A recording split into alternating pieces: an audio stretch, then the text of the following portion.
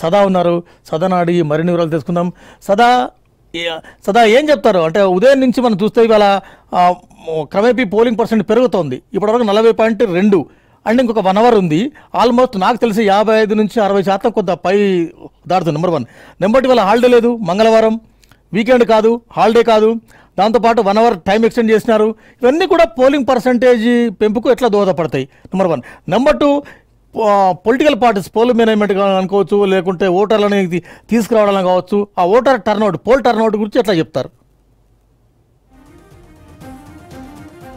Present మనం యూసఫ్గూడ్లో ఉన్నాము. So మామూలుగా ఇప్పుడు వచ్చే ఓటర్లంతా కూడా అంటే మార్నింగ్ నుంచి వచ్చిన ఓటర్లు ఎక్కువగా చాలా వరకు మనం వృద్ధులను చూసాము, ఇండ్లలో ఉన్న వాళ్ళని చూసాము, కొంతమంది యువకులను చూసాము, వాళ్ళు ఎక్కువగా వచ్చారు. సో మార్నింగ్ సెషన్లో.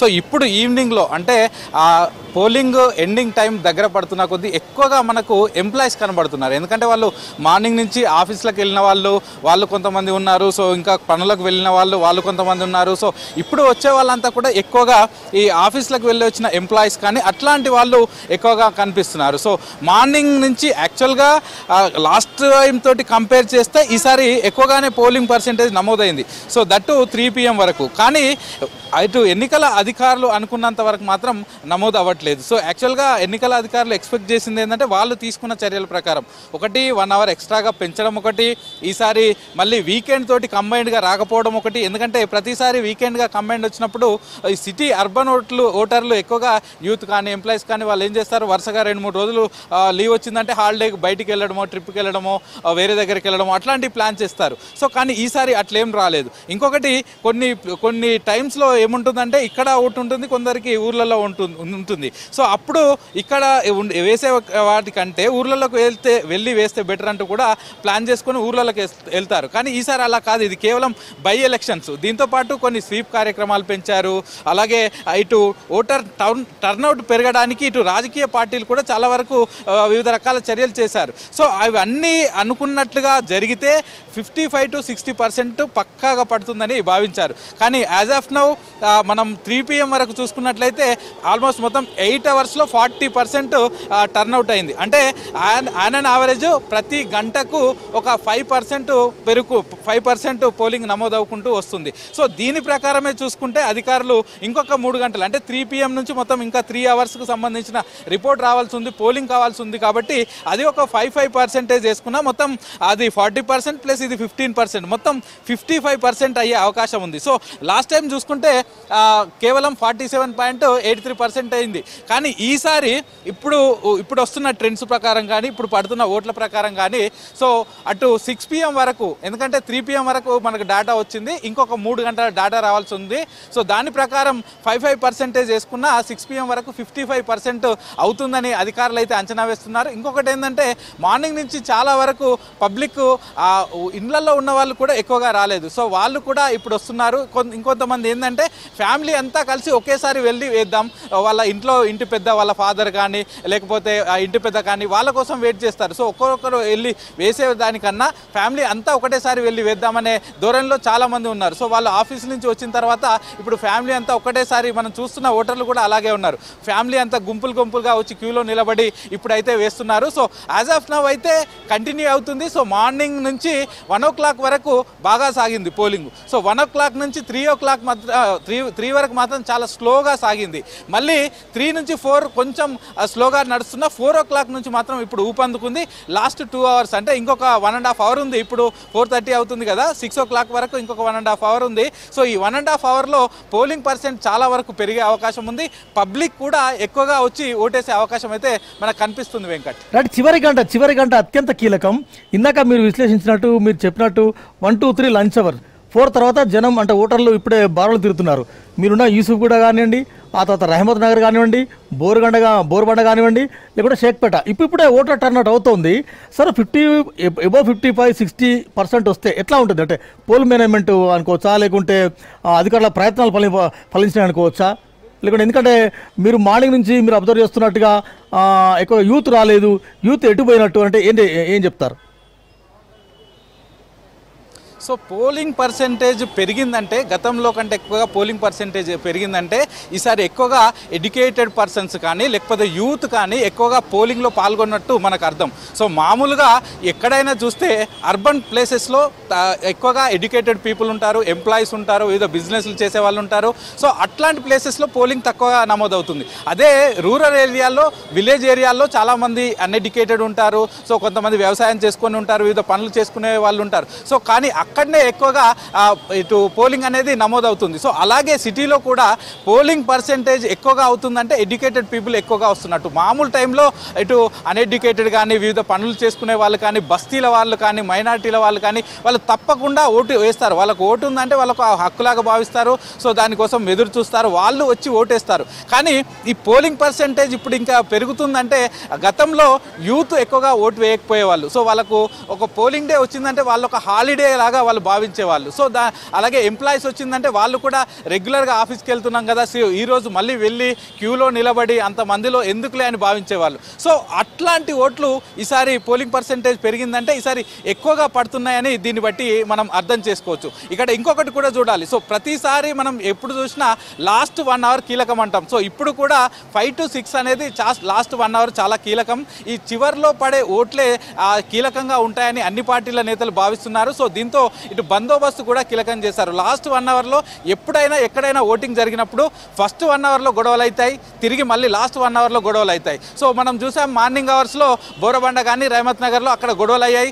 ఆ తర్వాత అంత సైలెంట్ అయిపోయింది, ఎవరి ఓటు వాళ్ళు వచ్చి వేసుకుంటున్నారు, అంత కూల్ అయిపోయింది. మళ్ళీ తిరిగి లాస్ట్ 1 అవర్ కూడా క్రూషియల్ ఉంటుంది కాబట్టి ఇప్పుడు కూడా గొడవలు అయ్యే ఛాన్సెస్ ఎక్కువగా ఉన్నాయని అధికారులు కానీ పోలీసులు కానీ భావిస్తున్నారు. సో దీంతో ఇప్పటి వరకు కొద్దిమేర రెస్ట్ మోడ్లో ఉన్న అధికారులు కానీ, పోలీసులు కానీ, సెంట్రల్ బలగాలు కానీ మళ్ళీ అలర్ట్ అయ్యాయి. ఈ లాస్ట్ 1 అవర్ కీలకమని వాళ్ళు కూడా ఏమైనా గొడవలు అవ్వకుండా ముందస్తుగానే ఆపడానికి వాళ్ళు కూడా అలర్ట్ అయ్యారు. వెంకట్, సదా ఓట్ మ్యాపింగ్ అనేది చాలా ఇంపార్టెంట్. రాజకీయ పార్టీలు ఇప్పటికే ఓటు మ్యాపింగ్ చేసుకున్నాయి. ఫలానా వాళ్ళను తొందరగా పోలింగ్ బూత్లో తీసుకురావాలి, ఓట్లు వేయించాలన్నది. మీరు అన్నట్టు చివరి గంట అత్యంత కీలకం. చివరి గంట పోలింగ్ శాతం మీదనే రాజకీయ పార్టీల అంచనాలు, రాజకీయ పార్టీల ఆశలు ఉన్నాయి. ఎట్లా ఎక్స్పెక్ట్ చేస్తారు? ఆ పార్టీలు ఎట్లా ఏమని ఆశిస్తున్నాయి? ఎస్, ఒకటి ఇప్పుడు మీరు అన్నట్లు రాజకీయ పార్టీల పరంగా చూస్తే ముఖ్యంగా ఈసారి ఓటు పర్సెంటేజ్ మనం ఇంతకుముందుకే చెప్పుకున్నాం. ఓటు పర్సెంటేజ్ పెరిగిందంటే దానిలో ఎక్కువగా యూత్ వచ్చి ఓట్లు వేస్తున్నారని దాని అర్థం. సో దీనిలో ఇటు కాంగ్రెస్ పార్టీకి చూస్తే ఒక యువకుడు నిలబడ్డాడు కాబట్టి, ఒక యూత్ లీడర్ ఉన్నారు కాబట్టి అతనికి యువకులుగా ఎక్కువగా వచ్చి ఓటేస్తున్నారని వాళ్ళు భావిస్తున్నారు. కాంగ్రెస్ పార్టీకి సంబంధించిన వాళ్ళు ఒక యూత్ లీడర్ను నిలబెట్టారు. సో కాబట్టి యూత్లో అతనికి ఒక మంచి పేరు ఉన్నది, అలాగే యువకుడు అనే ఉంది. సో ఇట్లాంటి అంశాలన్నింటినీ కూడా చేసుకొని పోలింగ్ పర్సెంటేజ్ కనుక పెరిగితే అది మాకే లాభం అంటూ కూడా ఇటు కాంగ్రెస్ పార్టీ భావిస్తుంది. అదే ఇటు బీఆర్ఎస్కు సంబంధించి వాళ్ళు కూడా ఒక ఎడ్యుకేటెడ్ పీపుల్గా ఎక్కువగా వచ్చి వేస్తే అది మాకు గవర్నమెంట్ మీద ఉన్న వ్యతిరేకత వల్ల వాళ్ళు బయటకు వచ్చి ఓట్లేస్తున్నారని అటు బీఆర్ఎస్ పార్టీకి సంబంధించిన వాళ్ళు కూడా చెప్తున్నారు. సో ఎవ్వరి సమీకరణాలు వాళ్ళకు ఉన్నాయి, కానీ ఓటు పర్సెంటేజ్ మాత్రం తప్పకుండా లాస్ట్ టైంతో కంపేర్ చేస్తే ఈసారి పెరుగుతుంది. ఎందుకంటే లాస్ట్ టైం 47.83 వచ్చింది, ఈసారి మాత్రం తప్పకుండా పెరుగుతుంది. అది ఈ 47.83 అనేది 5 o'clock వరకే క్రాస్ అయిపోతుంది. సో 6 o'clock వరకు కాబట్టి అది తప్పకుండా 55 ఎబోవ్ వచ్చే అవకాశాలు, ఆ ఛాన్సెస్ ఎక్కువగా కనిపిస్తున్నాయి. సో ఈ పోలింగ్ పర్సెంటేజ్ అనేది పెరుగుతుంది. దీని ప్రకారం రాజకీయ పార్టీలు ఎవరి సమీకరణల ప్రకారం వాళ్ళైతే అంచనాలు వేసుకుంటున్నారు, ఎవరి గెలుపు మీద వాళ్ళైతే ధీమా వ్యక్తం చేసుకుంటున్నారు. ముఖ్యంగా పోలింగ్ పర్సెంటేజ్ పెరిగితే ఇటు ఎడ్యుకేటెడ్ అండ్ యూత్ ఎక్కువగా ఓట్లు వస్తాయి కాబట్టి సో దాని ప్రకారం వాళ్ళు ఈ ఓట్ షేర్ ఎవరికి వస్తుందనే దాన్ని బట్టి వాళ్ళ అంచనాలు అయితే వాళ్ళకు ఉన్నాయి. వెంకట్, సదా మీరు డే 1 ఉప ఎన్నిక నోటిఫికేషన్ వచ్చిన దగ్గర నుంచి మీరు ఫాలో చేస్తున్నారు, అన్ని కాలనీలు తిరిగారు, అన్ని డివిజన్లు తిరిగినారు. జూబ్లీ హిల్స్ ఒక పెక్యులర్ కాన్స్టిట్యున్సీ, 4,01,364 మంది ఓటర్లు, 1,20,000 మైనార్టీ, ఒక 9 బీసీ సామాజిక వర్గాలు. ఈ 9 బీసీ సామాజిక వర్గాలు ప్లస్ మైనార్టీ ఓట్లు అంటే ఓవరాల్గా 3.5 lakh ఎస్సీ ఎస్టీ బీసీ అట్లా ఉన్నాయి. మీరు సోషల్ ఈక్వేషన్ కనుక చూస్తే మీరు ఇప్పుడు పోలింగ్ కేంద్రాలకు వస్తున్న పోల్ టర్న్అవుట్, ఓటర్ టర్న్అవుట్ ఎట్లా కంపేర్ చేస్తారు? అంటే ఏ వర్గం ఎక్కువగా ఈ ఓట్ క్యాస్ట్లో పాల్గొందని మనం అనుకోవచ్చా, ఎక్స్పెక్ట్ చేయవచ్చా, విశ్లేషించవచ్చా? ఎస్, మొదటి నుంచి కూడా ఈ జూబ్లీ హిల్స్ నియోజకవర్గంలో మైనార్టీలు, బీసీలు అనేది కీలకం. సో బీసీలు మొత్తం ఈ ఉన్న ఓట్లలో వాళ్ళు ప్లస్ ఇటు మైనార్టీలు అనేది ఆల్మోస్ట్ మనం మొదటి నుంచి చూస్తున్నాం, వాళ్ళొక 27% ఉన్నారు, 1,18,000 నుంచి 1,20,000 ఓట్లు ఉన్నాయి. సో ప్రతి పార్టీ కూడా ఇటు మైనార్టీలను మొదటి నుంచి మైనార్టీలను మనం ప్రసన్నం చేసుకోవాలి ఒకటి, అటు బీసీలను ప్రసన్నం చేసుకోవాలి ఒకటి అనే అంశాలపైనే మొదటి నుంచి ఎక్కువగా ఫోకస్ జరిగింది. ఎందుకంటే ఆయా వర్గాలను మనం క్యాచ్ చేసుకుంటే గంప గుత్తగా మనకు ఓట్లు పడే అవకాశం ఉంటుందంటూ కూడా వాళ్ళు మొదటి నుంచి వాళ్ళు ఆ ప్లాన్ ప్రకారమే వెళ్ళారు. సో మనం చూసాం కాంగ్రెస్ పార్టీ నుంచి కూడా అటు ఎంఐఎం సపోర్ట్ తీసుకున్నారు. సో ఎంఐఎం సపోర్ట్ వచ్చిన నుంచి మాకు మొదటి నుంచి మైనార్టీల్లో ఎక్కువగా ఓటింగ్ నమోదవుతుంది, మాకే ఎక్కువగా సపోర్ట్ ఉందని వాళ్ళు చెప్తున్నారు. డైరెక్ట్గా ఎంఐఎం ఇటు నవీన్ యాదవ్ నామినేషన్ వేసిన రోజు డైరెక్ట్గా అసదుద్దీన్ వచ్చి కలవడం ఒకటి, ఆ తర్వాత ఎంఐఎం పార్టీకి సంబంధించిన ఎమ్మెల్యేలు ఎమ్మెల్సీలు వచ్చి వీళ్ళతోటి డైరెక్ట్గా ప్రచారంలో పాల్గొనడం ఇంకొకటి. ఇదే కాకుండా అటు అజారుద్దీన్కి ఒక మంత్రి పదవి ఇవ్వడం, ఇట్లాంటి అంశాలన్నిటి కూడా కాంగ్రెస్ పార్టీ ఇటు మైనార్టీ ఓట్లను ఎక్కువగా సంపాదించుకోవడానికి మొదటి నుంచి ఒక ప్లాన్ ప్రకారం ముందుకెళ్ళింది. సో ఇదే కాకుండా అటు బీసీలకు సంబంధించి వివిధ కుల సంఘాల నేతలతోటి వాళ్ళు మీటప్ అవ్వడము, లేకపోతే ఇటు రజక సంఘాలు కానీ లేకపోతే మత్స్య సంఘాలు కానీ అట్లాంటి వాళ్ళతో మీటింగ్స్ ఏర్పాటు చేయడం. సో ఇట్లాంటి అంశాలను అటు బీసీలు మైనార్టీలు వీళ్ళ ఓట్లే ఎక్కువగా ఉన్నాయి కాబట్టి సో వాళ్ళని క్యాచప్ చేసుకునే పనిలో మొదటి నుంచి అటు కాంగ్రెస్ ఉంది, అలాగే ఇటు బీఆర్ఎస్ వాళ్ళు కూడా వాళ్ళకు సంబంధించిన ఇటు మైనార్టీ ఓట్లు ఆల్రెడీ ఎంఐఎం వీళ్ళకి సపోర్ట్ చేస్తుంది కాబట్టి ఇంకా దానికి ఆపోజిట్గా ఉన్న వాళ్ళు అని చూసేసి వాళ్ళు సల్మాన్ ఖాన్ అనే వ్యక్తి అతను ముస్లిం యూత్లో అతనికి ఒక క్రేజ్ ఉందని గ్రహించి ఆల్రెడీ అప్పటి వరకు సల్మాన్ ఖాన్ అనే వ్యక్తి బీఆర్ఎస్ గవర్నమెంట్ ఉన్నప్పటి నుంచే వ్యతిరేకంగా ఉన్నాడు. ఆ తర్వాత కూడా బీఆర్ఎస్ అటు కేటీఆర్ని కానీ కేసీఆర్ని కానీ ఛాన్స్ దొరికినప్పుడల్లా ఆయన తిట్టుకుంటూ వస్తున్నాడు. అయినా కూడా ఇప్పుడు వాళ్ళకి అవసరం, ముస్లిం ఓట్లు అవసరం, మైనార్టీ ఓట్లు అవసరం కాబట్టి డైరెక్ట్గా సల్మాన్ ఖాన్ అనే వ్యక్తిని వాళ్ళ పార్టీలోకి చేర్చుకున్నాడు. ఎందుకంటే ఎంతో కొంత మైనార్టీల్లో యూత్లో ఆయన కొంత క్రేజ్ ఉంది. సో అది మనకు యూటిలైజ్ అయ్యే అవకాశం ఉంది, అది మనకు ఉపయోగపడే అవకాశం ఉంది. ఎందుకంటే ఇప్పటికే ఎక్కువగా మైనార్టీ ఓట్లు క్యాచ్ చేసుకునే ఎంఐఎం అటు కాంగ్రెస్కు సపోర్ట్ చేస్తుంది కాబట్టి మనం కూడా ముస్లింలో కొన్ని ఓట్లు పొందాలి, ఎందుకంటే అవి కీలకం. 1,20,000 ఓట్లు అంటే మాట కాదు కాబట్టి అట్లా మొదటి నుంచి మైనార్టీ ప్లస్ బీసీలను ప్రచనం చేసుకునే పనిలో ఉన్నారు. సో ఇప్పుడు చూడాలి సో ఎవరికి ప్లస్ అవుతుంది ఏంటి అనేది ఇప్పుడైతే వెయిట్ చేసి చూడాలి వెంకట్. అంటే దాదాపు 4,01,000 ఓటర్లో 1.5 lakh అంటే 1,60,000-1,70,000 ఓట్లు ఇప్పటికీ పోలైనాయి. మీరు అబ్జర్వ్ చేసిన పోలింగ్ బూత్లో, మీరు అబ్జర్వ్ చేసిన ఏరియాలలో అంటే ఓటర్ టర్న్అవుట్ ఎట్లా ఉంది? మైనార్టీలు ఎక్కువగా వచ్చినారా, లేకుంటే బీసీ కమ్యూనిటీస్ ఎక్కువగా వచ్చినారా, లేకుంటే లేడీస్ ఎక్కువగా పోలింగ్ కేంద్రాల వైపు వస్తున్నారా?